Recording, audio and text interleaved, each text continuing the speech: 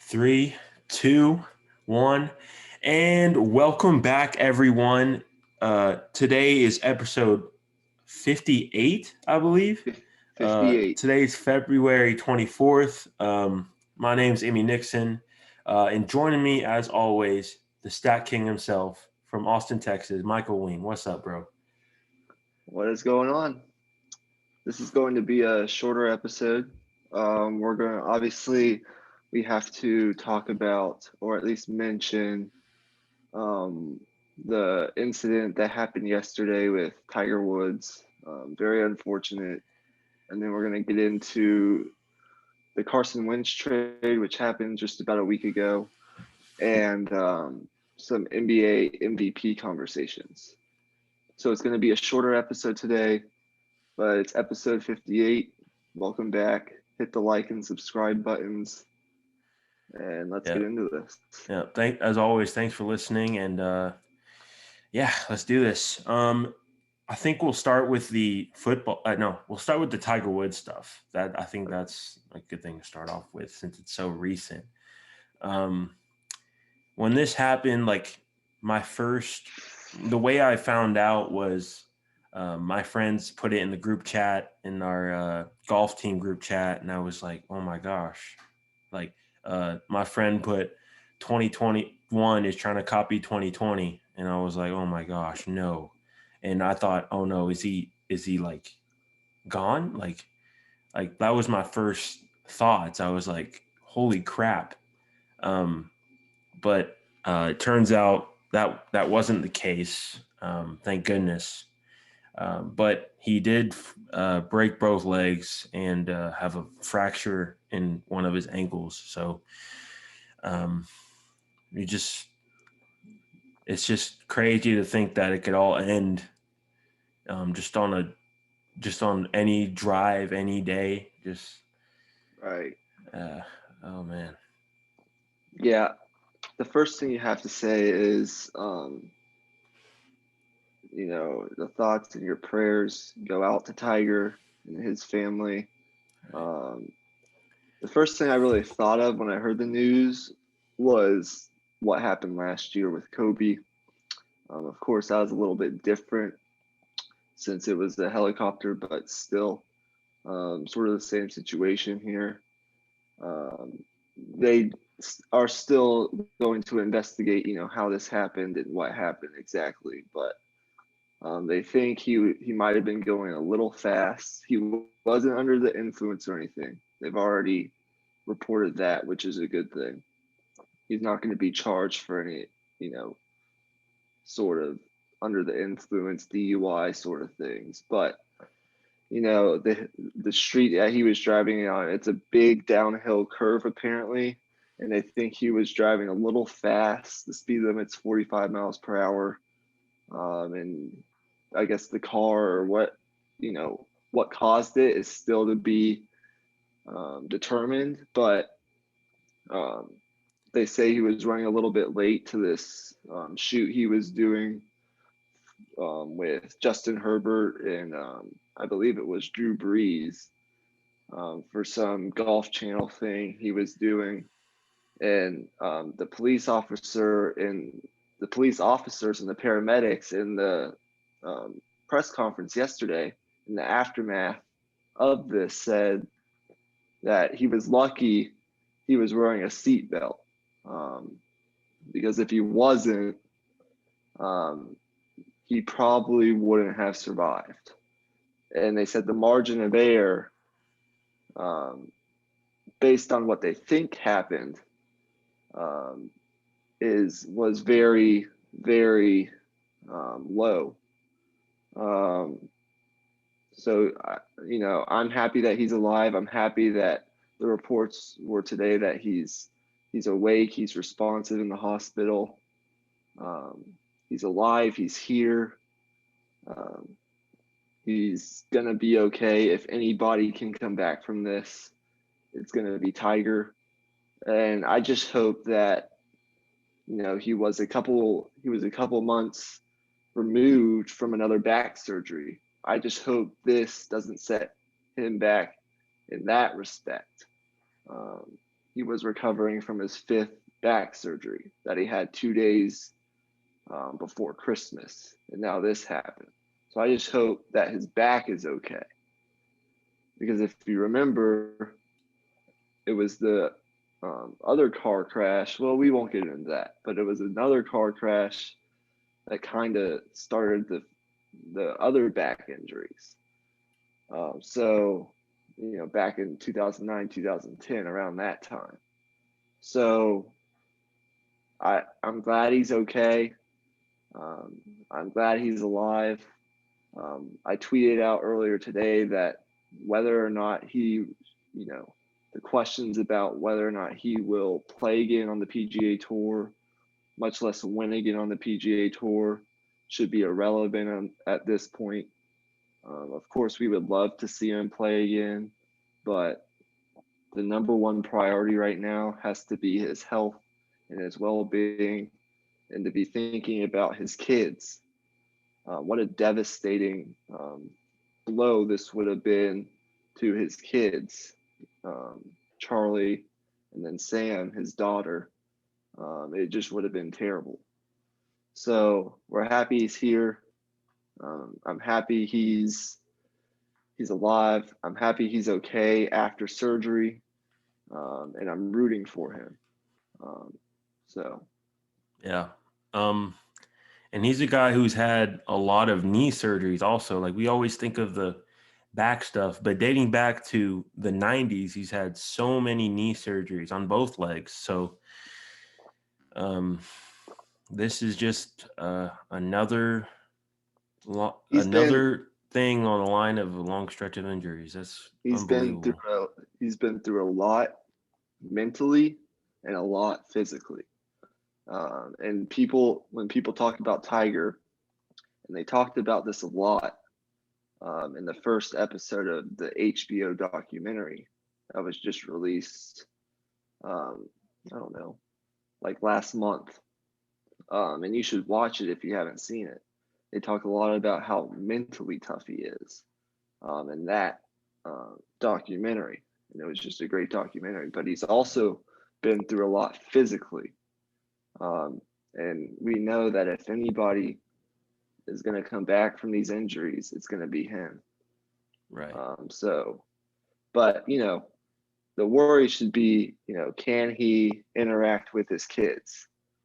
Will he be able, will we see him walk again? We think we will, because, the injuries weren't life-threatening or anything, but let's just see.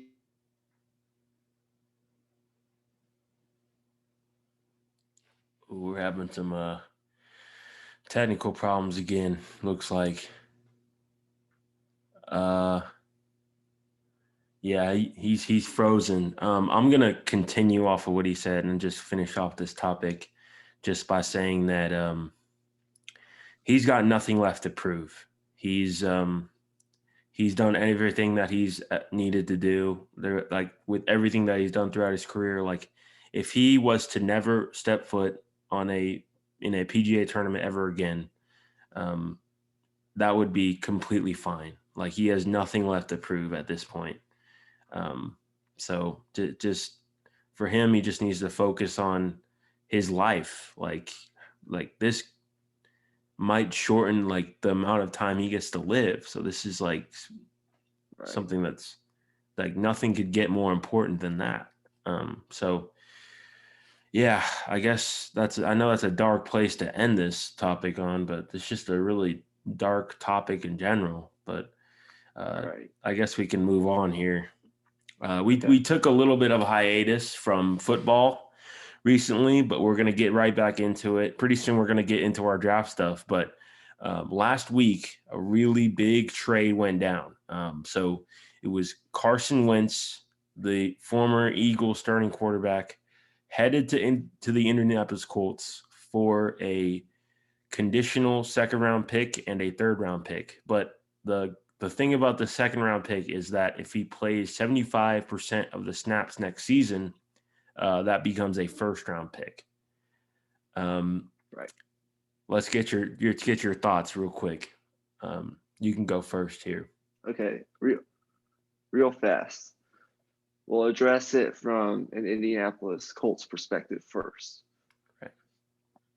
The first thing I want to say is give a lot of credit to the Indianapolis Colts general manager, Chris Ballard, one of the best general managers in this league, no doubt. He did not blink in these trade discussions, this I guess you say bargaining war or bidding war for Carson Wentz. He said, "This is what I'm offering you, and if you're not going to take it, well, I'm not going to give you anything more. This is what we have. This is what we're offering you. We're not budging." And they kind of had some leverage once Wentz said, or apparently told, the Philadelphia Eagles that he didn't want to play for the Chicago Bears, the other pretty prevalent team in this bidding war for his services. And that's when Philly just sort of got impatient and they took this deal. Now, I don't think it's a terrible deal from a Philadelphia perspective. I do think it's a really good deal from an Indianapolis perspective. I give it like a B+. The conditional 2022 second rounder will bump to a first round pick if he plays 75% of the snaps next season, or if he plays 70% of the snaps and Indy reaches the playoffs. Those are the two scenarios where it will bump up to a first round pick. And then obviously this year, you can find players in the third round that can help you win. They aren't, it's not a guarantee, but I think for Philadelphia, you just have to give Jalen Hurts his chance. We saw him come out at the end of last year once they benched Wentz, and he performed well. He showed some flashes. There were the ups and the downs, of course. I think you got to give him his chance and maybe bring in a low-cost veteran, or use that number 6 pick to draft another quarterback just to give Hurts some competition in training camp. But I think you have to give Hurts the start week 1 just because of what he showed you last season. And you're going to need a little bit more of a bigger sample size, before you can judge whether or not he can be your future starter. But let me get into Carson Wentz, the player, because we all know about the struggles of the last couple of years. But when you look at his numbers, he's reuniting with his former offensive coordinator in Frank Reich. That is the hope here. That's the connection here with Indianapolis. Under his 2 years with Reich as the offensive coordinator, he made 29 starts. He went 18-11, including the 11-2 start in 2017, the Eagles' Super Bowl year before he got injured, of course. And over that time span, he completed 65% of his passes for over 7,000 yards, 49 touchdowns to just 21 interceptions. That's about a 2.5 to 1 touchdown to interception ratio. And he was on pace for the league MVP before he got hurt.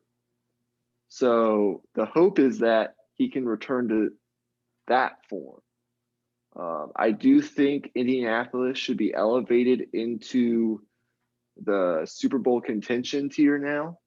I think Wentz gives you something more athletically, from an athletic perspective and from a talent perspective, that they should be excited about. The fact that he's reuniting with Frank Reich, where he's had his biggest success, should also be exciting. And I think that, I don't know, I'd have to look at their free agents, how much cap space they have, obviously the draft capital. But they went 11-5 with Phillip Rivers, who was not athletic at all, and was kind of limited in some of the things that he could do from a athletic standpoint in terms of moving out of the pocket, throwing on the run, stuff like that. He wasn't one of those guys. Wentz can do a lot of that stuff. And the last thing I want to say, he's going to get a lot better protection in Indianapolis than he did in Philadelphia. So I'm hoping it works out. I think this would make the AFC playoff race a lot more interesting if it does.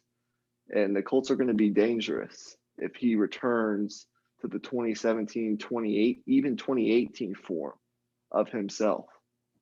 But obviously there's a lot to fix. Hopefully Frank Reich can fix it. Hopefully their relationship is still there. I'm assuming it is, or else they wouldn't have made this move. I'm kind of ranting now, but I think for the short term, it's kind of a win-win for both sides. Philly got him out of the locker room. He was kind of, there was a report out that he didn't speak to Doug Peterson for a span of like 8 to 10 weeks over the course of the season, which is, I don't know how that's even possible, how the quarterback and the coach have no communication for a time period of, that long. But, you get kind of I don't want to say he was a toxin in the locker room, but, he was just, when you have players like this, you got to get them out. Right.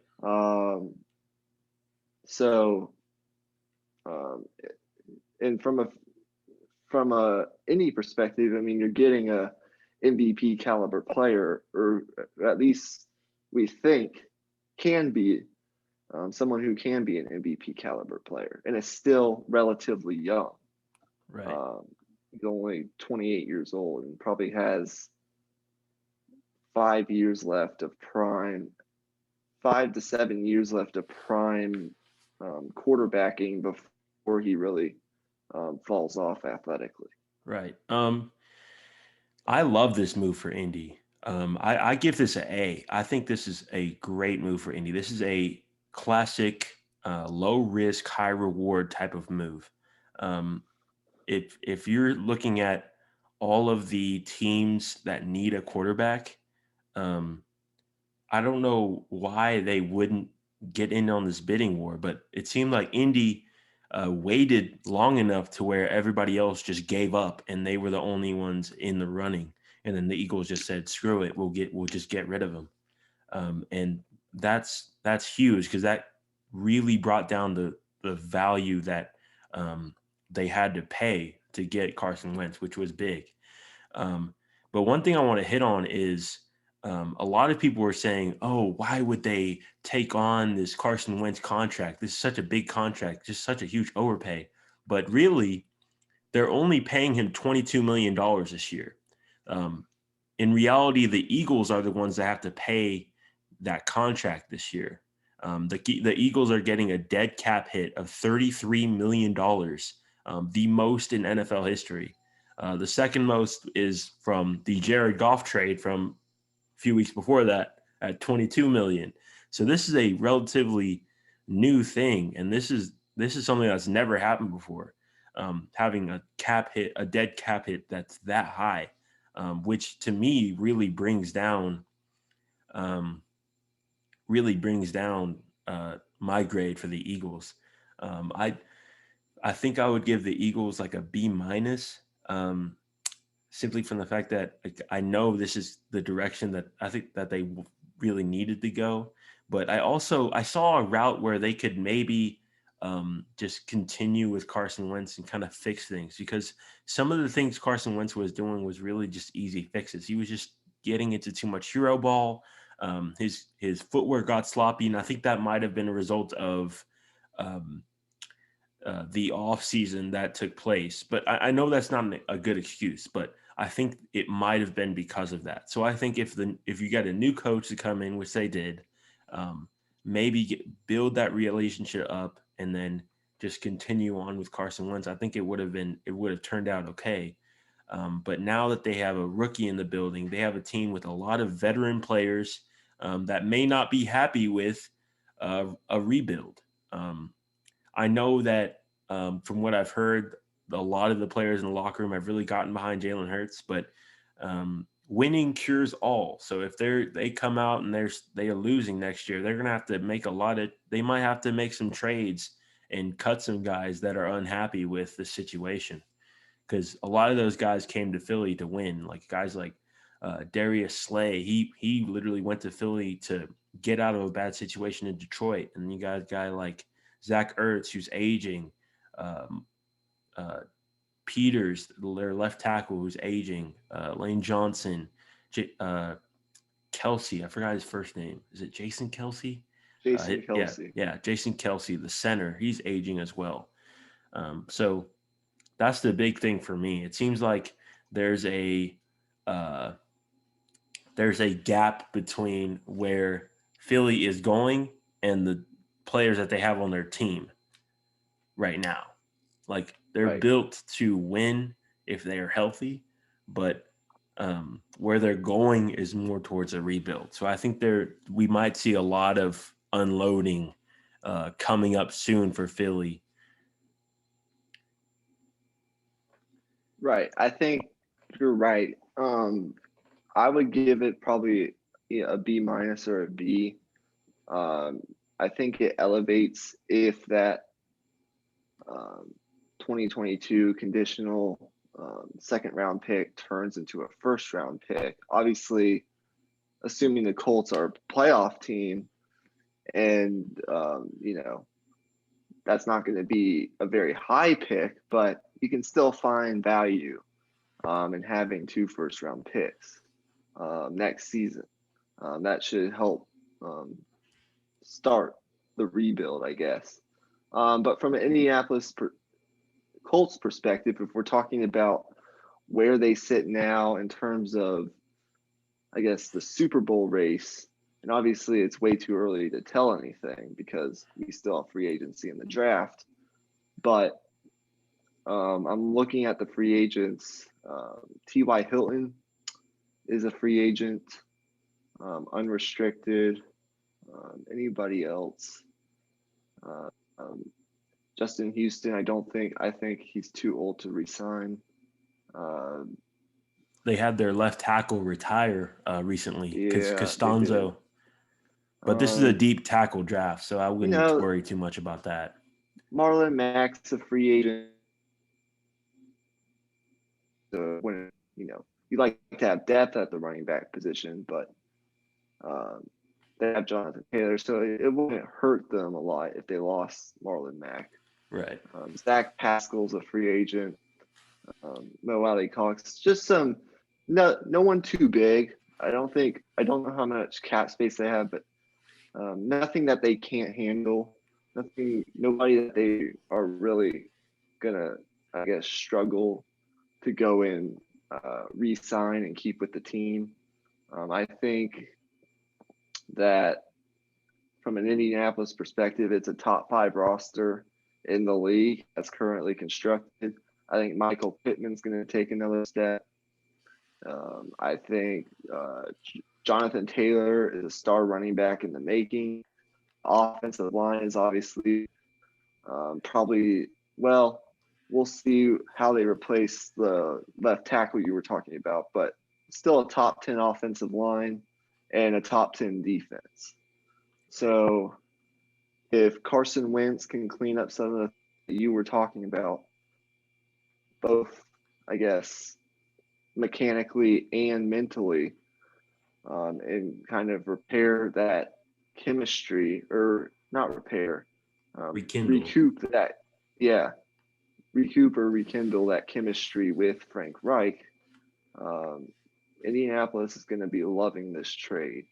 They're going to be loving themselves at this time next year because it is possible, given health and whoever they might add in free agency in the draft, that they could get to an A. It's very possible that they could win the AFC South and get to an AFC championship as Right. currently constructed. And another reason that I think it's a win is there's an out after this year. If this doesn't work out, if they start out the season slow and he's playing awful, boom, you bench him. You see what Jacob Eason has. You can see what he can give you. He was their, I believe, third or fourth round pick from a few years ago. He's got a really big arm. He was raw coming out, but he's had a couple years to sit now, so he might have something. If that doesn't work out, you go out and you draft somebody next year, and boom, it's over. You can just get rid of them. But a key thing is just if they didn't go out and get Carson Wentz, I mean, there isn't a guarantee that anybody else on the market would give you what Carson Wentz is capable of giving you. If you look at the guys on the market, I mean, Jameis Winston, Gardner Minshew, I mean, this is a team that's built to win a Super Bowl, and I think Carson Wentz was really the only option they had to really not bring that level down. I think if you go out and get Jameis Winston, I mean, best case scenario, you make the playoffs and then you just wait for him to bat a bad 5 interception game in the playoffs. It feels inevitable that would happen. I think Right. if you're going to go out and win a Super Bowl, you just need a quarterback who is going to be able to make the plays outside of the pocket and still be smart with the football and still be accurate. And Carson Wentz can be that. So, given that they don't have a high draft pick and they can't go out and get a Mac Jones or a Zach Wilson or any of those guys, this was their best case scenario, and they were able to pull that off and not pay that much for it. So, I think this is an A to A plus. But let's transition this to our Jalen Hurts discussion here. I think we spent a little bit too long on that, but I mean, it might be a little longer of an episode that we originally said, but I mean, it's okay. We're it's all good. So Jalen Hurts, this topic is just going to be whether we think he can be the long-term starter in Philly. And I think the simple answer to this is maybe. Here's the thing with Jalen Hurts. I love his leadership qualities. His leadership qualities are great. His teammates love him. We saw him as soon as he won the game. The guys rallied around him and started playing better.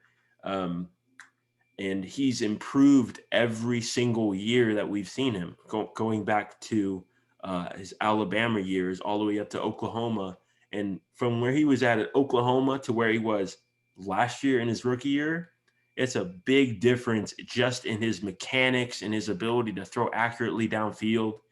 So I thought that was really impressive. And I think if he can continue that trajectory, I think it's a definite yes, but that's a big if. It all just depends on whether he continues to put in the work, because it's so easy, I think, for athletes to get complacent when you get some success. Right.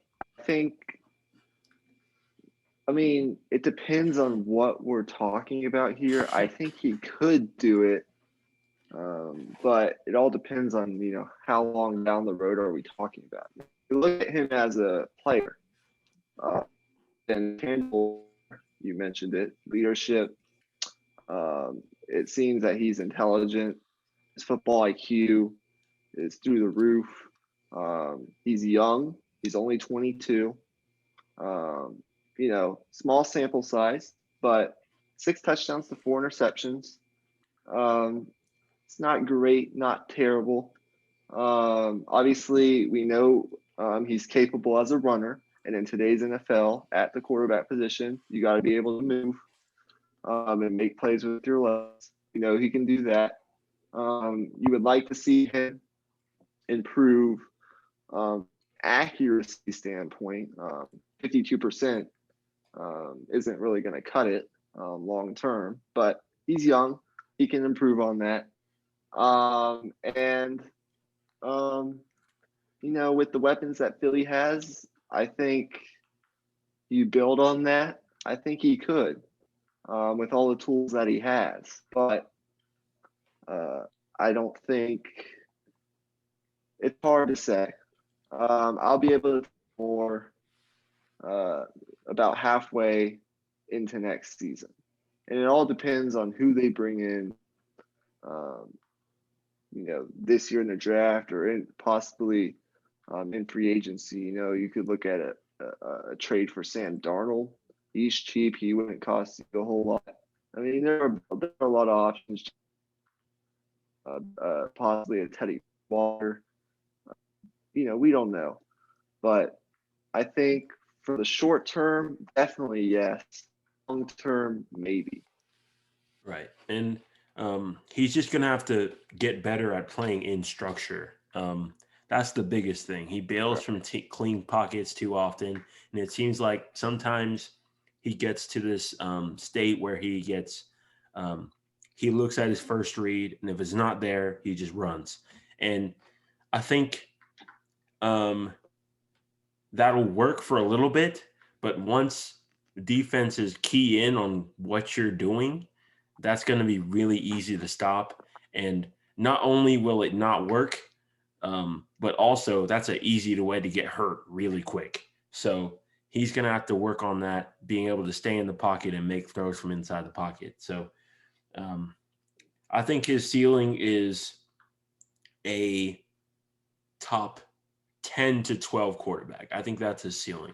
But with his arm strength, it could be even higher than that. It's just going to depend on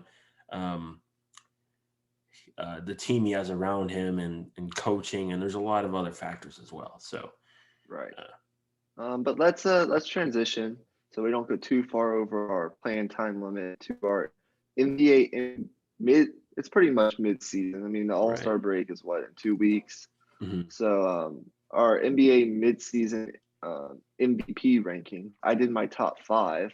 How I would, if I was doing my ballot, how I would rank them.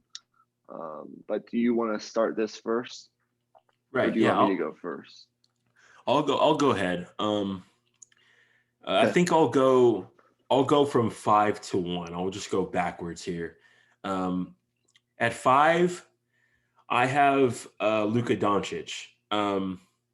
I know this is a little bit controversial. I think I was torn between putting him and Nikola Jokic, but it seems like Jokic has been really not been able to get as many wins lately. And lately, the Mavericks have really come on strong. They've won 6 of their last 8 games, and he's been on fire in those 8 games. So when you look at Luka, it's really just will he win more when we get deeper into the season? I think he will. I think his MVP campaign truly started last night. And I think pretty soon this train is going to start. I know I'm getting a little bit ahead, but this is more of a projection pick. I think he's going to be firmly in this race going forward. With the trajectory that this team is going on, I think it's going to be pretty clear that now that he's in the rhythm of the season, I mean, and he's in shape. He said it himself that he came in and he thought the season was going to start in January, so he wasn't in that greatest shape to start the season, and it showed. He started the season 5 for 25 from 3-point range. Like, that's really, really bad for him. And now he's all the way up to 35%, which is a career high. So I think it's only going to keep on improving. And I think by the end of the season, I think he'll be averaging 31, 32 points per game, possibly. At number 4, I have Stephen Curry. 30 points per game, 5 rebounds, 6 assists. He's just been incredible. Like, it's hard to even put into context what he's doing, like he's been as good, if not better, than his unanimous MVP season. Like he in his last 10 games, and this article is a few days. Um, he's been out for a few days, so it might be a little bit off. But over his last 10 games, based on when this article was put out, he shot 51% over that stretch from three. So 51% from three over that stretch. That's incredible. Um, so if the Warriors are able to get in that top 5 seed range, he's going to be firmly in that picture. It's going to be hard to argue against him if they're able to move up that win ladder. At number 3, I have Damian Lillard. Pretty hard to argue with what he's been doing lately. He's had game winners. He's been clutch. He's been just carrying that team. Just under 30 points per game, 4.5 rebounds, 7.5 assists, a steal a game. And really, it's just what he's done with all the injuries that they've had. It's been the narrative has been really helping him out. Like it's really like the stars are aligning for him. And I said this on the last podcast that I believe that this might be the year where he wins it. Just from the fact that CJ has missed time. Covington, their new forward, has missed time. Nurkic, Collins. I think I'm forgetting someone, but so many of their key rotational players have missed time and have been out of the lineup. And he's still been able to keep them not only afloat, but in the race for one of the top seeds in the Western Conference, which is extremely impressive. And I think you could make the argument that he should be number 2 in front of my next player, who is Joel Embiid. 30 points per game, 11 rebounds, 1.2 blocks, and a steal per game. Really, with Embiid, he would be number 1 if he hadn't missed those 6 games. And given his history, it's hard for me to just assume that he'll stay healthy the rest of the year. I think something might happen just based on just things evening out, but which is unfortunate. I hope he stays healthy, and it would be really cool to see a big man win this award. It's been a long time since we've seen a big guy win it, and what he's doing has been incredible. Like he had a game earlier this week, I think, or about a week ago actually, where he played the Rockets with while battling back problems the entire game. He was just grimacing up and down the court, put up 31 points, carried his team to the win. It's hard to argue against what he's been doing as well. And it's just there's so many good candidates this year. It's hard to really differentiate between all these guys. So I've seen some people saying that this is a 2-man race now. I disagree with that. I think this is anybody's game right now. And then number 1, I have LeBron James. Anthony Davis has been out of the lineup, and he hasn't missed a beat. He's been incredible. And Lakers are firmly in that second seed at the moment in the Western Conference, and they've been really solid all year. So I'm going to let you give your rankings, and we'll discuss.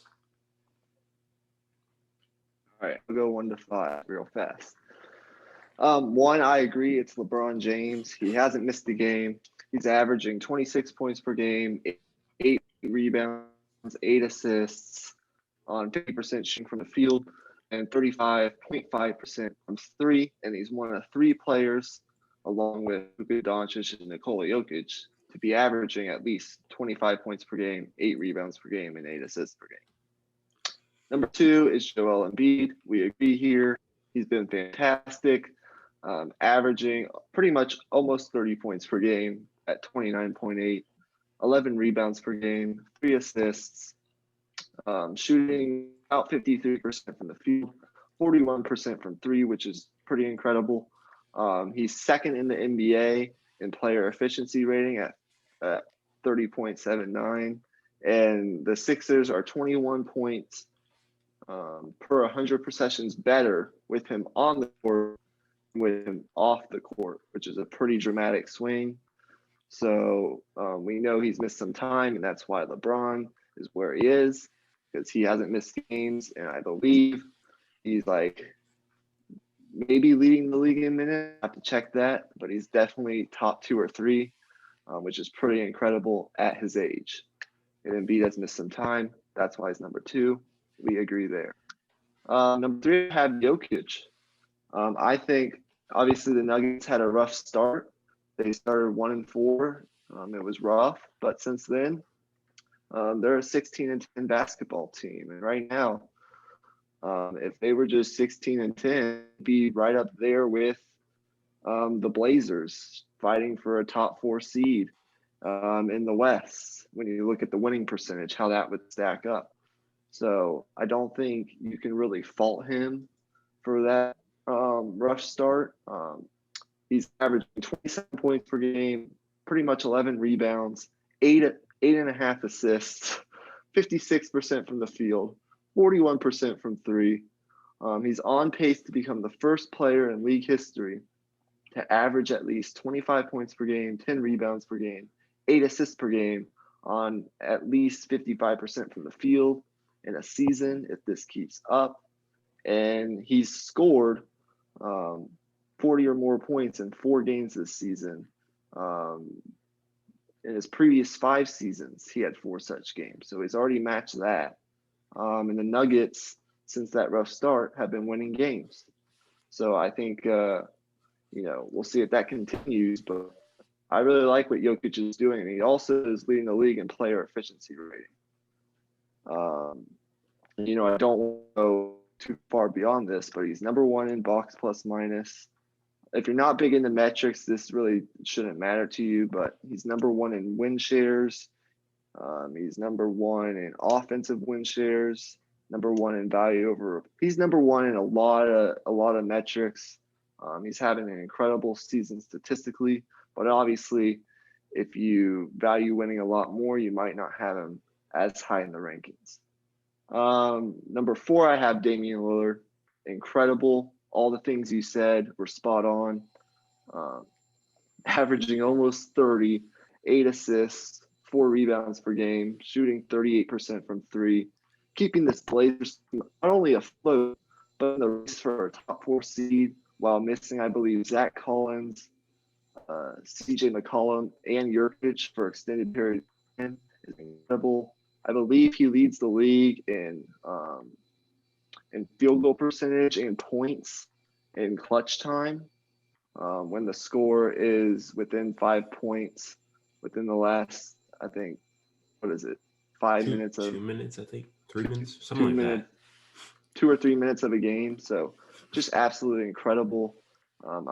I really like Damian Lillard, but obviously, he plays up in Oregon. He doesn't get the prime time spotlight a lot of the times. A lot of the times Portland plays later in the night. People don't watch him as much. They don't see what he's actually doing. So, when it comes, I know what he's doing, but a lot of these voters might not. And that's why I would rank him higher, but it is what it is. And then this could obviously change. It's all a fluid situation. Right. And then obviously I've had my votes of confidence in last podcast about Stephen Curry. He's got to be in the top 5 any way you look at it. He has the Warriors in the 8 seed right now, 3 games above 500 in a Western Conference that is a gauntlet without Klay Thompson, without Draymond Green in a period of time, without for extended periods of time. I mean, they've had injuries left and right, and he's been the guy to keep them afloat. In this playoff race, he's averaging, I'm not going to regurgitate all the numbers, but he's averaging 30 points per game on close to 50% shooting from the field. He's putting up numbers comparable I can't talk today, to the unanimous MVP season. And just because of that, you have to include him in this discussion. And then the last thing I'll say, the Warriors go from averaging 115 points per 100 possessions with him on the floor to averaging, I believe, 95.6 points per 100 possessions with him off the floor. That's a dramatic drop. So, we see the impact that he's having. So I know LeBron, Embiid, Jokic, Lillard, Curry. And we all know that Luka Doncic is starting to make that ascent.